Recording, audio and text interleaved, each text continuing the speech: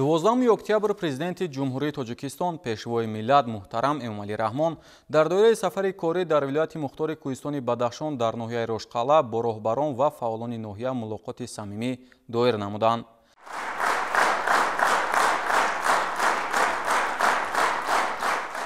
Дувоздаҳуми октябр президенти ҷумҳурии Тоҷикистон пешвои миллат муҳтарам Эмомалӣ Раҳмон дар доираи сафари корӣ дар вилояти мухтори Кӯҳистони Бадахшон дар ноҳияи Рошқалъа бо роҳбарон ва фаъолони ноҳия мулоқоти самимӣ доир намуданд. Сарвари давлат муҳтарам Эмомалӣ Раҳмон аз заҳмати содиқонаи мардуми ноҳияи Рошқалъа баҳри пешрафти Тоҷикистони соҳибистиқлол ва саҳмгузорӣ дар шукуфоии сарзамини аҷдодӣ изҳори қаноатмандӣ карданд. Таъкид гардид, ки аз ҷониби ҳукумати кишвар барои таъмин намудани рушди иҷтимоиву иқтисодии ноҳияи Рошқалъа ва баланд бардоштани сатҳу сифати зиндагии сокинони он дар муддати 33 соли соҳибистиқлолӣ беш аз 1.5 миллиард сомонӣ равона карда шудааст.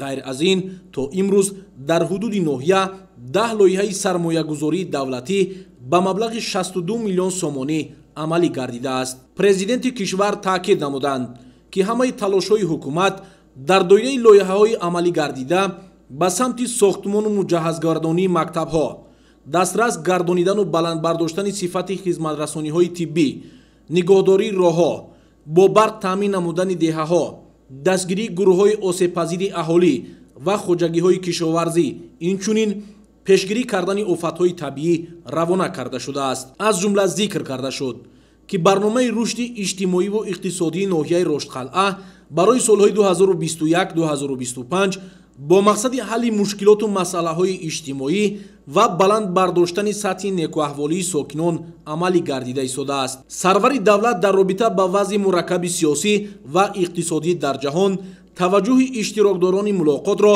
ба истифодаи самараноку оқилонаи имкониятҳои мавҷуда аз ҷумла обу замин ҷалб намуданд. зимни таҳлили вазъи соҳаҳои маориф ва тандурустӣ дар ноҳия, роҳбарияти вилоят ва масъулини ин бахшҳо барои ислоҳи камбудиҳо аз сарвари давлат супоришҳои мушаххас гирифтанд. Ба ифтихори ҷашни 35-солагии истиқлоли давлатӣ дар ноҳияи Рошқалъа бунёду таҷдиди 206 иншооти гуногун ба маблағи умумӣ қариб 1 миллиард сомонӣ ба нақша гирифта шудааст. Президенти кишвар муҳтарам Эмомалӣ Раҳмон бо итминон иброз доштанд, ки роҳбарият, соҳибкорон ва аҳолии ватандӯсти ноҳия якҷо бо вазорату идораҳои дахлдор дар муҳлатҳои муайян гардида ва бо сифати баланд ба истифода додани иншооти боқимондаро таъмин месозанд. Танҳо дар 2 соли охир ҷиҳати татбиқи лоиҳаи сохтмони нерӯгоҳи себзор беш аз 205 миллион сомонӣ равона гардида, бунёди он то соли 2025 ба анҷом расонида мешавад. ҳодисаву равандҳои дар ҷаҳони имрӯза, аз ҷумла гармшавии иқлим ва паёмадҳои ногувори он, камобиву хушксолии пай дар пай ва офатҳои табиӣ ба таъмин намудани аҳолии сайёра бо маводи ғизоӣ таъсири манфӣ расонида истодаанд. бинобар ин рушди соҳаи кишоварзӣ ва дар ҳама фаслҳои сол бо маҳсулот таъмин намудани бозори истеъмолии кишвар аҳамияти тора бештар пайдо карда, аз ҳар яки мо истифодаи самараноку оқилонаи имкониятҳои мавҷуда аз ҷумла обу заминро тақозо менамояд. ноҳияи Рошқалъа барои истеҳсоли маҳсулоти кишоварзӣ аз ҷумла картошка, ғалатонагиҳо, лӯбиёгиҳо, меваи сабзавот ва чорводорӣ шароиту имкониятҳои мусоид дорад. аз таҳлилҳо бармеояд, ки дар ноҳия ҳаҷми истеҳсоли маҳсулоти кишоварзӣ сол ба сол зиёд мегардад ва аз ин ҳисоб хоҷагиҳои кишоварзӣ ва аҳолӣ даромади хуб мегиранд. дар даврони соҳибистиқлолӣ дар ноҳия афзоиши истеҳсоли гӯшт 1,6 баробар, ғалатонагиҳо 2 баробар, картошка 3,4, сабзавот 2,8, мева 67 ва истеҳсоли шир 2,3 баробарро ташкил кардааст. ин албатта қобили таҳсин аст.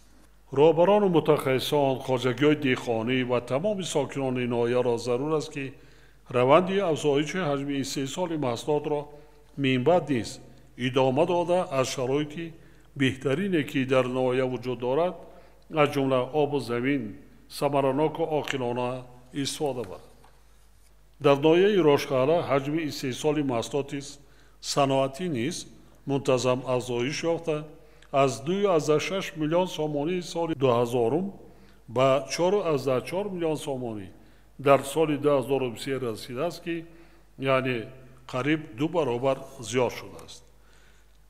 در 7 ماه سال 24 حجم استحصال محصولات صنعتی ناحیه نسبت به همین دوره سال گذشته 27% زیاد گردیده است. ولی با وجود سپارش‌های داده شده در این دوره لباس مکتبی عموما استحصال نشده است. حالا در ناحیه 9 کارخانه صنعتی فعالیت داشته، سال جاری 5 کارخانه نو تأسیس داده شده است. خاطرتان می‌نمایم که طبق نقشه تا جشن 35 سالگی استقلال دولتی در حدود ناحیه علاوه نه کم از 4 کارخانه و کارگاه استحصالی باید بنیاد کرده شود. در ناحیه برای رشد ساحه‌های کارکرد معدن، استحصال سنگ‌های آرایشی و ساختمانی، کارکرد محصولات کشاورزی، هنرهای مردمی و با همین راه تأسیس دادن صدها جای نوی کاری برای ساکنان، ذخیره و امکانیت‌های زیاد موجودند و رهبران و مسئولان باید برای استفاده هرچی بیشتر و ثمراناکی آنها تدبیرهای ضروری را راه اندازی نمایند. با این مقصد به بانک ملی، امانت بانک، صنعت صادرات بانک و دیگر تشکیلات‌های قرضی ضرور است که جهت بهتر نمودن دسترسی صاحبکاران و اهالی با واسطه‌های مالیوی نسبتاً ارزان چاره‌های مشخص اندیش. با در نظر داشت موجودیت سنگ‌های قیمت‌بها و آرایشی در حدود ناحیه توسط برای ماندن کارکرد آنها و رشد کاسبی و هنرمندی صدها نفر شهروندان را با جای کار تأمین کردن ممکن است. در دوره صاحب استقلالی کشور در ناحیه رشدخانه 12 بنای نو و بناهای علاوگی در نزد مؤسسه‌های تعلیمی برای زیاده از 2000 خواننده ساخته به استفاده داده شدند. در دوران صاحب استقلالی 561 نفر ختم کردگان مکتب‌های ناحیه رشدخانه طبق کوتای پرزیدنتی با مؤسسه‌های تحصیلات عالی کسبی کشور قبول گردیدند. حالا در مؤسسه‌های تحصیلات عالی کسبی طبق کوتای پرزیدنتی از ناحیه 173 نفر تحصیل کرده ایستادند و سال جاری باز 15 نفر ختم کردگان طبق کوتا به این مؤسسات داخل شدند. امروزها تنها در مؤسسه‌های تحصیلات عالی طبی کشور 45 نفر فرزندان با استعداد مردم ناحیه رشدخانه تحصیل کرده ایستادند که 44 نفر آنها با کوتای پرزیدنتی قبول گردیدند. با وجود نتیجه‌های نظررس در ساحه معارف ناحیه هنوز یک قطار مسائل حل طلب از جمله نرسیدن تجهیزات و مواد ضروری برای کابینت‌های فنی، اجرا نگردیدن برنامه تأمین نمودن مؤسسه‌های تعلیمی با کابینت‌های فنی و آزمایشگاه‌های مجهز تعلیمی جای دارند که باید هرچه زودتر برطرف کرده شود. اینچنین 11 مؤسسه تعلیمی در حالت صدمه‌ای قرار دارد که رهبریت معارف و علم و مقامات اجرایی حکومت دولتی ولایت و ناحیه باید برای حل این مسئله نیز چاره‌های مشخص اندیشند.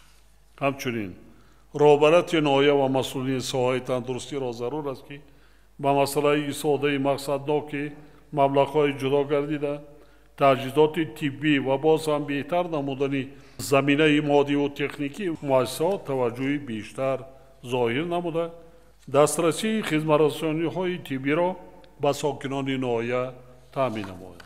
ضرور است که با مسئله کمک و دستگیری یتیمان و معیوبان و عائله‌های کم‌بساعت اینچنین در رویه خودشناسی و وطن دوستی آموختن علم و دانش و کسب و هنر تربیت کردن فرزندان اعتبار جدی داده شد.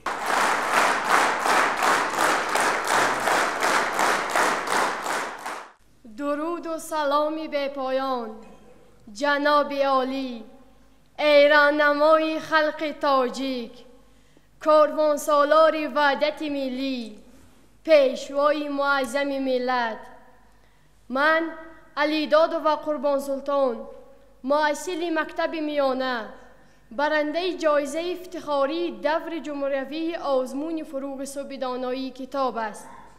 چمپیون چندین کراته جمهوری تاجیکستان از نمودهای کراته گازوریو و مایتای، برنده مدال برنجی مسابقه بین الخلقی از نمود تایکواندو، دارنده عنوان استاد ورزش جمهوری تاجیکستان می باشم.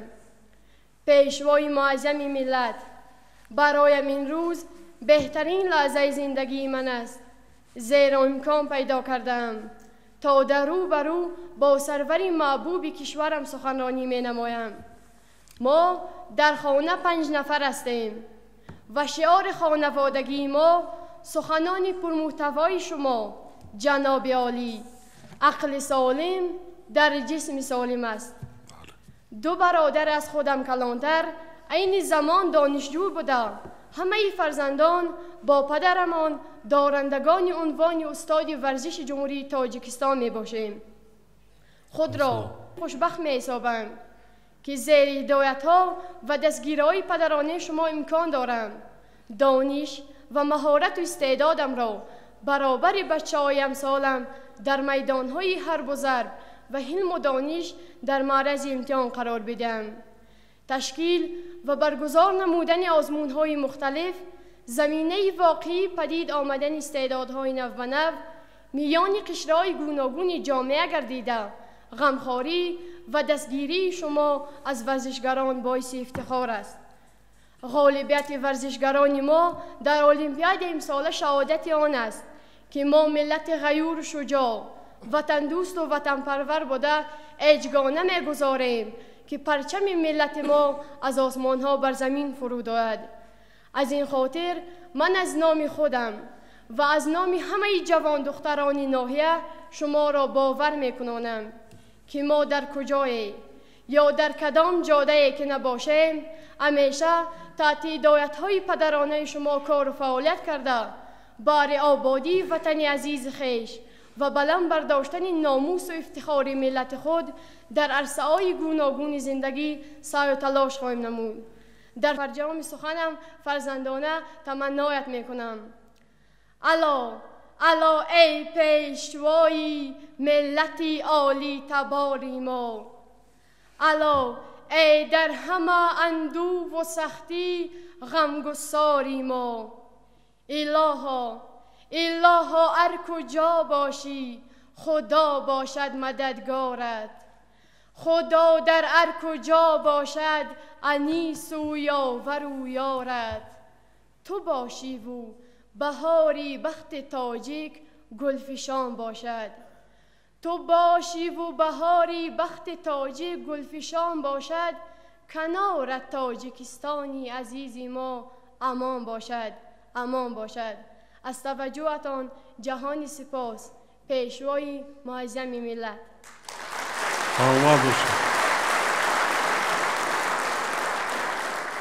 یا دختره کسی فیده از یک دهه دوردستی کوهستان اینقدر عنوانها، اینقدر معرفی ملت تاجیک کرده است. احسن احسن. سلام علیکم. اساسگزاری صلح و وحدت ملی، پیشوای معظم ملت، پرزیدنت جمهوری تاجیکستان محترم امام علی رحمان، نخست صدقاً شما را به بدخشان عزیز که شما آن را دروازه طلایی تاجیکستان نامیده‌اید خیر مقدم میگوییم. من آموزگار لطفشاه مترشایف از ناحیه راشقلعه می باشم. امروزها هر فرد تاجیک از آن افتخار دارد که شما پیشوای معظم ملت و سرور دولت هستید، زیرا تنها شما توانستید به وطن صلح و آرامی آورده وطن را از یک ویرانه به بیشتر روی زمین تبدیل دادید. از آن جمله ناحیه راشقلعه سال از سال با دستگیری و غمخواری شما سیمای خود را کلاً تغییر داده ایستاده است. امروز ناحیه زمان بیش از یک قشلاق نبود، با یک شهرک زمانوی با انشاءات‌های زیبا و گلگشت خیابانات تبدیل یافته است و کس گمان میکند که آرزوی شاعر خلقی تاجیکستان استاد میرسعید میرشکر قشلاق طلایی جامه حمل پوشیده است. ما اطمینان داریم که با ساخته و با استفاده دادن نیروگاه سیبزار در حیات اجتماعی و اقتصادی ولایت یک مرحله تماما نو آغاز می شود. از نوسازی و بنیاد کردن انشاءات‌های ساختمان در ساحه معارف، از سیاست خردمندانه شما درک گفته ساختمان بنای با عشمت یعنی مؤسسه تعلیمی رقم 26 گفته سخنهای بالاست.